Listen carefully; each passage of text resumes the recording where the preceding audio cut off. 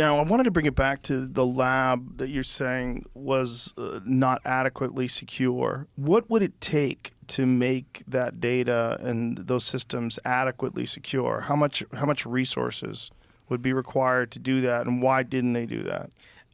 It is a resource and prioritization issue. So it is like safety and security ultimately come out of margin, right? It's like profit margin, effort margin, like how many people you can dedicate. So in other words, you've got a certain pot of money or a certain amount of revenue coming in.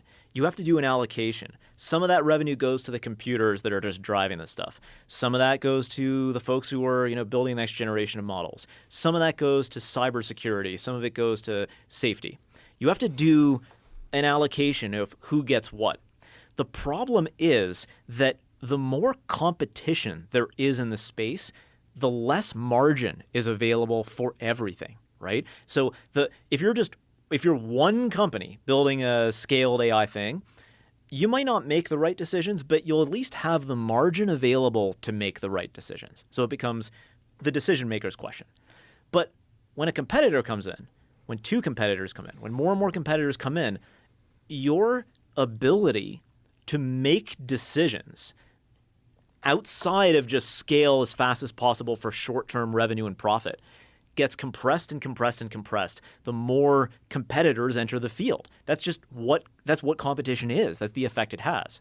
And so when that happens, the only way to re-inject margin into that system is to go one level above and say, okay, there has to be some sort of regulatory authority or like some higher authority that goes, okay, this margin is important. Let's put it back. Either let's directly support and invest both maybe time, capital, talent. So for example, the U.S. government has but perhaps the best cyber defense, cyber offense talent in the world.